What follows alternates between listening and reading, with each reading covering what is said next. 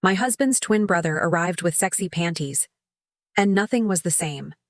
After years without desire, affection, or any real connection with my husband, I thought that part of me had died. Living with him had hardened me, erased my self-esteem, and transformed love into silence. Until the day something unexpected happened. The man who appeared had the same face as the one who had emotionally wounded me for so many years. The resemblance was disturbing, almost cruel. But his attitude was different. His gaze was different. And for the first time in a long time, I felt seen. When I tried on that unexpected gift, it wasn't just fabric against skin. It was a shock of recognition. I was still here. I could still feel beautiful, desirable, alive. Something I hadn't felt in years awakened again, not because of him, but because of me. In that moment, I understood that what I lacked wasn't love, but freedom. And that sometimes, finding yourself again begins precisely when you break away from the image of the one who made you disappear. If this story helps you understand that rediscovering yourself can begin with the smallest awakening, please like and subscribe. There are marriages that don't end with explosive arguments or discovered infidelities, but instead die through slow suffocation, through accumulated years of emotional neglect and systematic criticism that erode your sense of self.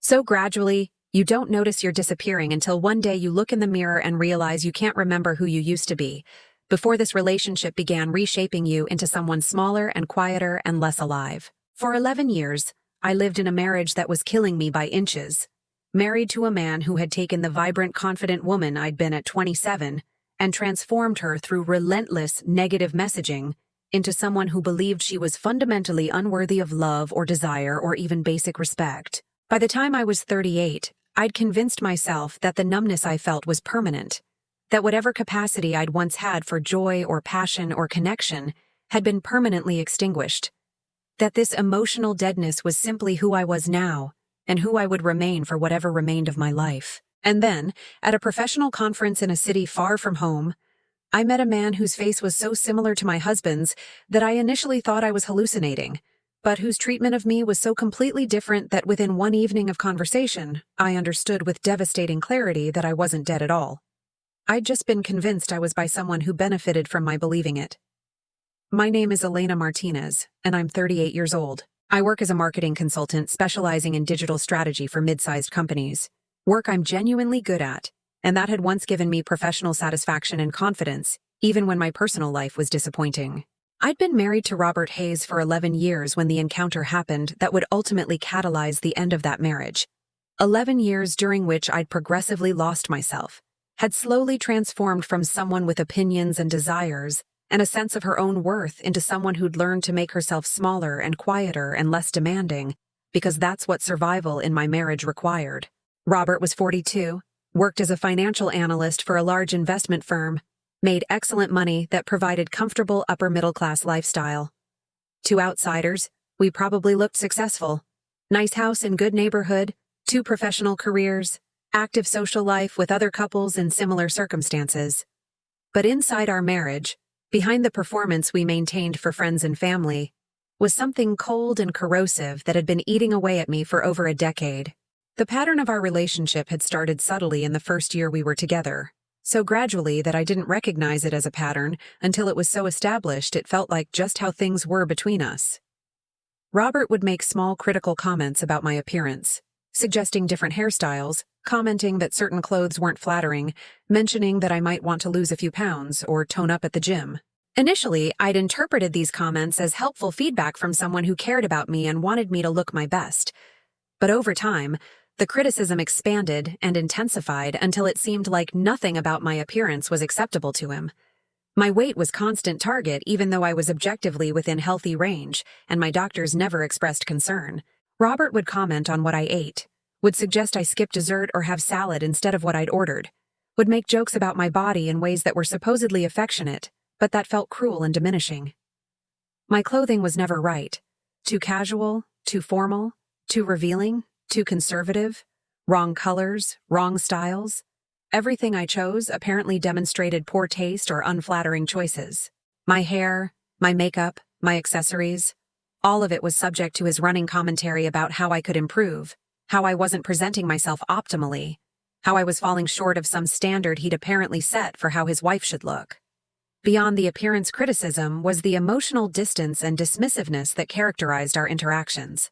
Robert wasn't interested in my thoughts or feelings or experiences beyond surface level necessary for coordinating household logistics. When I'd try to share something about my work or my friendships or my interests, he'd listen with obvious impatience, would interrupt to change subject to something he found more interesting, would make it clear through his body language and his responses that my internal world was boring and irrelevant to him. Over time, I'd learned to stop trying to connect with him emotionally, had internalized the message that I wasn't interesting enough to merit his attention, had become quieter and less expressive until our interactions consisted almost entirely of practical exchanges about schedules and tasks. Our physical relationship had died years before the encounter that would change everything. We'd have sex maybe once every 2 or 3 months, encounters that were mechanical and unsatisfying, that Robert would initiate out of some sense of obligation, but that he'd make clear through his behavior he didn't particularly enjoy. He'd never say explicitly that he wasn't attracted to me, but the message came through clearly in 1,000 small ways. The way he'd look away from my body, the way he'd finish quickly without concern for my pleasure, the way he'd get up immediately afterward and go to shower as if washing away evidence of having touched me. I'd learned to not initiate intimacy because rejection was worse than absence. Had convinced myself that maybe I just had lower sex drive than I'd thought, that maybe physical connection wasn't actually that important in long-term marriages. What I didn't recognize until much later was that Robert's treatment had systematically destroyed my self-esteem and my sense of my own worth. I'd internalized his constant criticism completely, believed that I was unattractive and uninteresting, and fundamentally not worthy of being desired or valued. The woman I'd been at 27, confident, vibrant, someone who'd believed she had something valuable to offer, had disappeared completely, replaced by someone who believed she was lucky Robert tolerated her despite her numerous inadequacies. I'd forgotten that I could be desirable or interesting or worthy of someone's genuine attention and appreciation. I'd convinced myself that the emotional numbness I felt was just mature acceptance of what real long-term relationships were like, that the passion and connection I'd expected when we'd married were naive fantasies that adults grew out of. The professional conference where everything would begin to shift happened in San Diego in early October. I'd flown there alone. Robert had no interest in attending marketing conferences and saw my professional development travel as unnecessary expense and inconvenience. The conference was standard for my industry: panels and workshops during the day, networking receptions in the evenings, opportunities to connect with colleagues and learn about emerging strategies and technologies. I'd attended many similar events over the years, usually finding them valuable professionally, even if they were exhausting socially. The networking reception on the second evening of the conference was being held at the hotel bar, casual gathering where attendees could meet and connect in less formal setting than the daytime sessions. I'd gone because attending these events was part of professional obligation, but I felt tired and disconnected, was going through motions of socializing while internally feeling like observer rather than participant. I was standing near the bar waiting to order a drink when I saw someone across the room who made my breath catch in my throat. The man looked exactly like Robert. Not similar, exactly like him. Same height and build, same facial structure with the same distinctive jawline and cheekbones, same dark hair with the same slight curl, same overall presence and bearing. For a disorienting moment, I thought it actually was Robert, though I knew he was home in Chicago and would never show up at my conference unannounced. As I stared trying to understand what I was seeing, the man noticed my attention and smiled, started walking toward me with confidence that was both familiar and different from Robert's usual controlled, carefully managed approach to social situations. "I'm sorry for staring," I said when he reached me, feeling embarrassed about my obvious attention. "You look exactly like someone I know. The resemblance is actually disturbing. I thought you were my husband for a moment, even though I know he's not here." The man laughed easily, a warm, genuine sound that I realized I'd never heard from Robert, who rarely laughed, and never with that kind of unguarded pleasure. "I get that sometimes," he said. "Apparently I have one of those faces that reminds people of someone they know. I'm David Chen." He extended his hand, and I shook it, introduced myself, felt the kind of immediate ease and connection that I'd learned not to expect from social interactions, because Robert had trained me to believe I was awkward and uninteresting in conversations with new people. David and I started talking, conversation flowing naturally through professional topics and then into more personal territory. He asked about my work with genuine interest, listened to my responses with attention that felt engaged rather than obligatory, asked follow-up questions that demonstrated he was actually processing what I was saying rather than just waiting for his turn to talk. Within 20 minutes, I felt more seen and heard than I'd felt in years of interactions with Robert. Felt my thoughts and perspectives being treated as valuable and interesting, rather than as boring impositions on someone else's time. When David asked about my personal life, asked if I lived in Chicago and what I did beyond work, I mentioned I was married. Something in my tone must have communicated more than the simple fact because David's expression shifted to something more thoughtful. "Married but not happy about it?" he asked gently. "I'm sorry, that's intrusive. You don't have to answer that. I just heard something in your voice that suggested complicated feelings about the topic." The perceptiveness surprised me, and also made me want to be honest in ways I usually wasn't with strangers or even with friends. "I've been married for 11 years, I said carefully. "And I'm not sure anymore if I'm happy or unhappy. I think I'm mostly just numb. I can't remember the last time I felt strongly about anything related to my marriage or my husband. It's just existence. Going through motions, maintaining routines, everything feeling flat and gray and endless." David listened without interrupting, his expression combining empathy and something that might have been anger on my behalf. When I finished, he said something that would stay with me. "That sounds like a terrible way to live. Life shouldn't feel flat and gray and endless. You deserve to feel things: joy, passion, connection, all the things that make being alive actually worth it. Your husband sounds like he's convinced you that emotional deadness is normal when it's actually tragedy."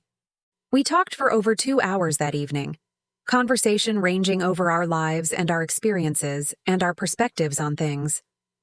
David shared about his own divorce several years earlier from a marriage that had also been emotionally dead, described the process of rebuilding himself and remembering what it felt like to actually enjoy life rather than just enduring it. He was funny and thoughtful and genuinely engaged with me as a person, made me feel interesting and valuable in ways I'd forgotten were possible. The physical resemblance to Robert became less noticeable as the evening progressed, because everything else about David was so completely different. Where Robert was cold, David was warm. Where Robert was dismissive, David was attentive. Where Robert made me feel diminished, David made me feel valued. When the reception was ending and people were dispersing to their rooms, David asked if I'd like to have dinner with him the following evening, after the conference sessions ended. I hesitated, uncertain about whether having dinner alone with a man who wasn't my husband crossed some line even though nothing inappropriate had happened or been suggested. "I'd really like to continue our conversation," David said, seeming to sense my uncertainty. "But I understand if that feels uncomfortable given that you're married. I promise my intentions are purely about enjoying your company and conversation. No hidden agenda or inappropriate expectations. But if it feels wrong to you, I completely understand and respect that." Something in me wanted to say yes, wanted to experience more of feeling seen and valued by someone, wanted to hold on to this unexpected connection that had made me feel more alive in one evening than I'd felt in years of marriage to Robert. "I'd like that," I said finally. "Dinner tomorrow, just as colleagues having a professional conversation." The disclaimer felt necessary, even though both of us probably recognized it was somewhat artificial, given how personal our conversation had already become.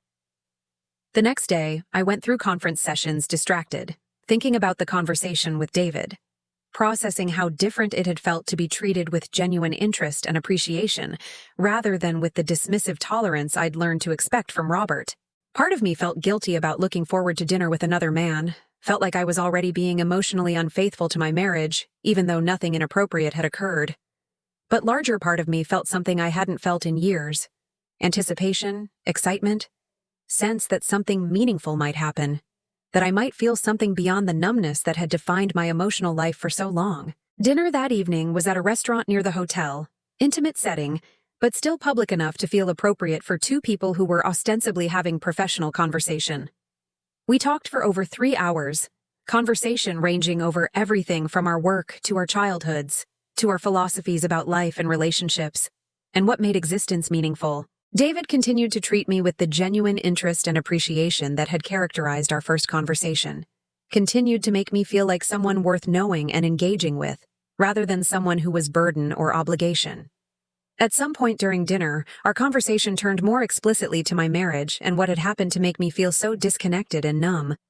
I found myself being more honest than I'd intended to be, describing Robert's constant criticism of my appearance, his emotional unavailability and dismissiveness, his complete lack of interest in me as a person beyond my functional role in managing household logistics, the way our physical relationship had died years ago, leaving me feeling fundamentally undesirable and unwanted. As I described the patterns of my marriage to someone who was listening with genuine attention, I heard how devastating they sounded when articulated clearly, rather than just experienced as accumulated daily erosion. "Your husband sounds emotionally abusive," David said bluntly when I'd finished. "What you're describing, constant criticism, emotional unavailability, making you feel worthless and undesirable, systematic destruction of your self-esteem, that's not just a marriage that's lost its passion. That's psychological abuse that's been ongoing for years. I'm not saying that to judge you for staying or to make you feel worse. I'm saying it because you deserve to know that what you've been experiencing isn't normal or acceptable, that it's not your fault, that you deserve so much better than what he's been giving you." Hearing someone name Robert's pattern as abuse was validating and terrifying simultaneously. I'd known something was deeply wrong in my marriage, had felt myself disappearing under years of criticism and neglect, but I'd never allowed myself to use the word abuse because that felt too dramatic, too serious, like accusation that required more definitive wrongdoing than just accumulated unkindness. But David was right. What Robert had been doing was systematically destroying me, was taking someone who'd once been confident and vibrant and reducing her to someone who believed she was fundamentally worthless. That was abuse, even if it was subtle and psychological rather than physical. "I don't know how to leave," I admitted, feeling tears starting. "I've been in this marriage for 11 years. I've built my entire adult life around Robert and our relationship. I don't remember who I was before him or how to be someone independent of him. And part of me still believes what he's taught me to believe, that I'm not attractive enough or interesting enough or valuable enough to deserve anything better, that I should be grateful he tolerates me despite my inadequacies. How do you leave when you've been convinced you're not worth more than what you're getting?" David reached across the table and took my hand, gesture that was comforting rather than inappropriate. "You start by recognizing that you do deserve more," he said firmly. "You're intelligent and accomplished professionally. You're interesting and engaging in conversation. You're beautiful. I know you probably don't believe that given what your husband has apparently spent years telling you. But it's objectively true. You deserve to be with someone who recognizes these things about you, who values and appreciates you, who makes you feel alive rather than numb. You deserve to feel desired and wanted rather than tolerated. And the first step toward having that is recognizing that you're worth it, and that staying in a marriage that's destroying you is a choice you can stop making." We finished dinner, and David walked me back toward my hotel room. At the door, we stood in the hallway talking for another 20 minutes, both seeming reluctant to end the evening and return to our separate rooms and separate lives. Finally, David said something that would change everything. "I know you're married, and I respect that boundary. I'm not trying to start an affair or to convince you to do something you'd regret, but I want to give you something before I leave, something that represents how I see you rather than how you've apparently been taught to see yourself. Will you wait here for just a moment?" David disappeared down the hallway toward his own room, returned a few minutes later carrying a small wrapped package. "I bought this today after our conversation last night," he said, handing me the package. "I saw it and thought of you. Thought maybe you deserve to have something beautiful that might help you remember that you're still capable of feeling beautiful. This is completely inappropriate, and I apologize if it makes you uncomfortable. But I wanted to give you something that represents the truth about who you are, rather than the lies your husband has apparently spent years telling you. You don't have to accept it if it feels wrong, but I hope you will because you deserve to feel valued and appreciated, even if the person you're married to has forgotten how to make you feel that way." After David left, I went into my hotel room and opened the package with shaking hands. Inside was expensive lingerie, a matching set of bra and panties in deep emerald green with delicate lace details, clearly high quality and beautiful in ways that made it obviously expensive. There was a handwritten note. For someone who deserves to feel as beautiful as she actually is. Even if no one else is telling you this, it's true. You're worth so much more than you've been getting. David. I stood in my hotel room holding this lingerie that a stranger had bought for me, feeling emotions I hadn't felt in years. Surprise, appreciation, something that might have been desire, or at least the memory of what desire had felt like before Robert had convinced me I was incapable of inspiring it in anyone. The gesture was inappropriate in ways I recognized intellectually.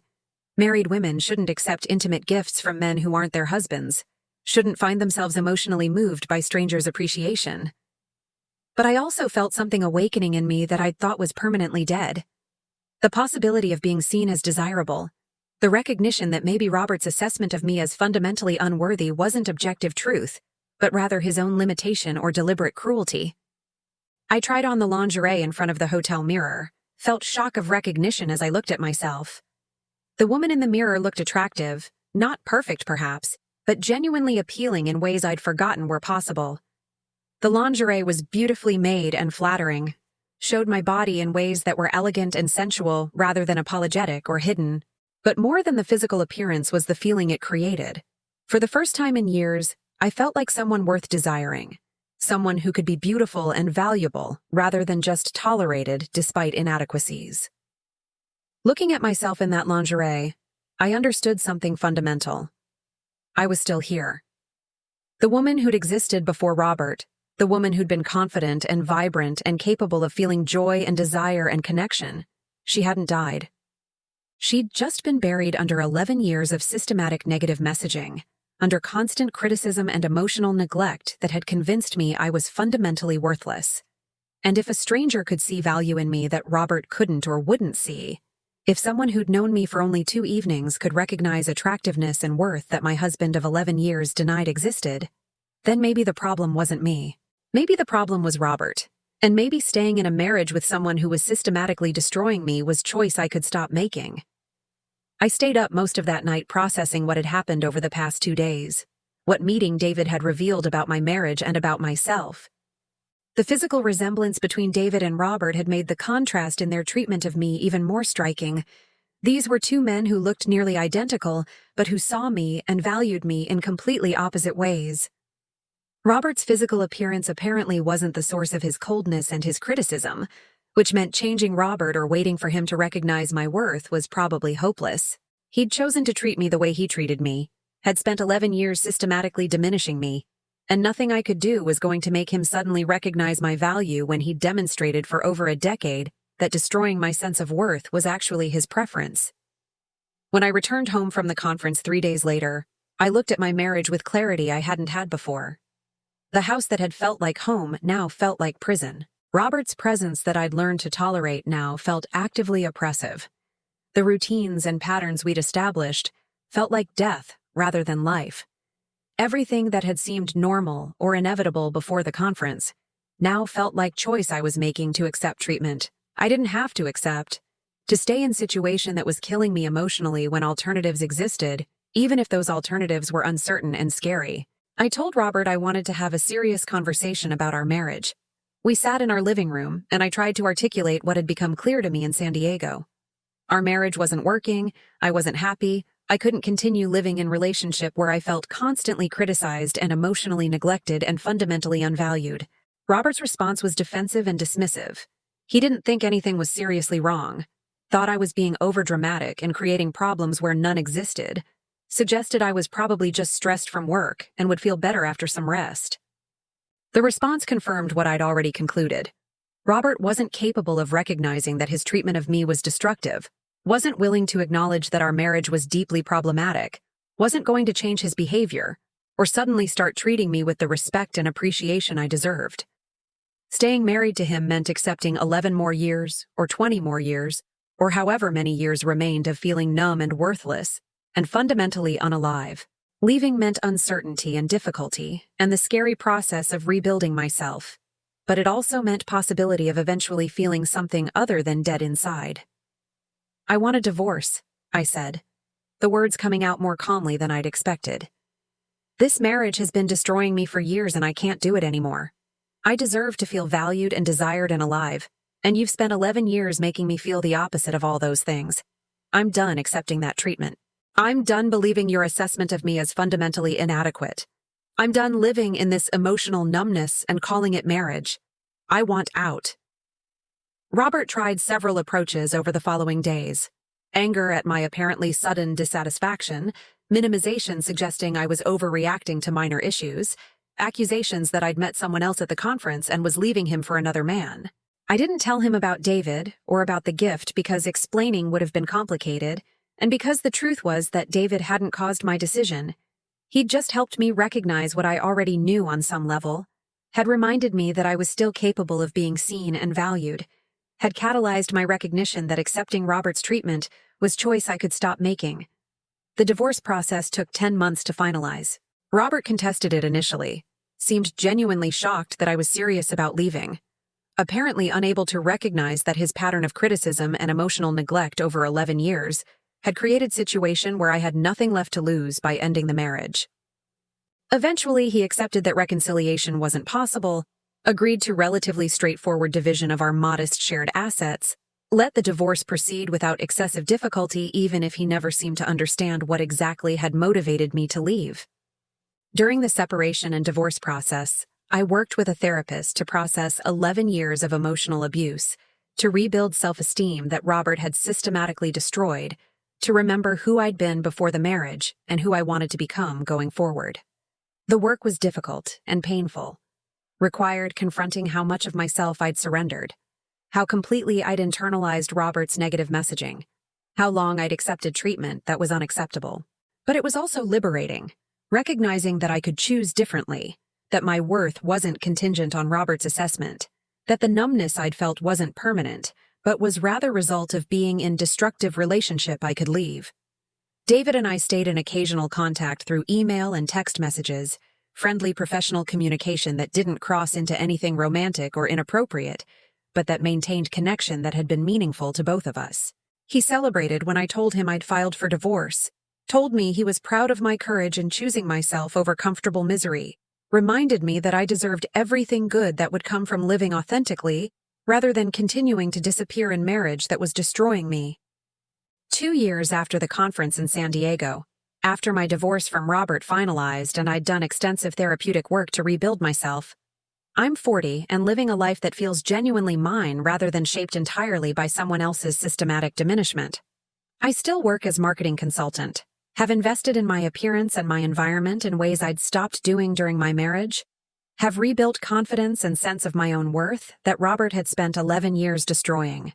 I've dated some, have learned what healthy relationships feel like when both people actually value and desire each other, have discovered that the part of me capable of feeling attractive and passionate and alive hadn't died. It had just needed to be freed from Robert's constant negative messaging. I still have the lingerie David gave me at that conference, though it's become more symbol than practical garment. Reminder of the moment I began to recognize I was still here, still capable of being beautiful and desirable, still worthy of someone's genuine appreciation and investment. The gift itself mattered less than what it represented. Proof that Robert's assessment of me wasn't objective truth. Recognition that I could be seen and valued by someone even after years of being systematically taught I was worthless. Catalyst for understanding that accepting Robert's treatment was choice I could stop making. What I learned from 11 years of marriage to Robert and from the unexpected encounter with David is that you can lose yourself so completely in someone else's negative perception that you forget you're still there underneath the criticism and neglect, that sometimes all it takes to remember is one person genuinely seeing and appreciating you in ways your partner has stopped doing. David didn't save me. I saved myself by choosing to leave marriage that was killing me emotionally. But his gift and his genuine appreciation reminded me that saving myself was possible, that I was still worth saving, that the woman capable of feeling beautiful and alive and desirable was still there even after years of being told she wasn't. The resemblance between David and Robert had made the contrast in their treatment even more striking. These were two men who looked nearly identical, but who related to me in completely opposite ways. The similarity forced me to recognize that Robert's coldness and criticism weren't inevitable results of my inadequacy, but rather his choices about how to treat me, choices I didn't have to continue accepting. Some people will see your worth and will celebrate it. Others will see the same worth and will work systematically to destroy it. Learning to distinguish between these responses and to choose people who enhance rather than diminish you, that's the work of building authentic life after years of accepting treatment that was destroying you. My name is Elena Martinez. I was married for 11 years to a man who systematically destroyed my self-esteem through constant criticism and emotional neglect, who made me feel so worthless and undesirable that I thought the part of me capable of joy and passion had died permanently.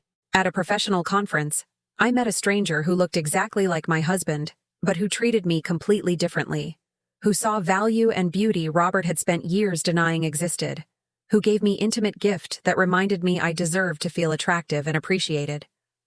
That gift from a stranger wasn't about him.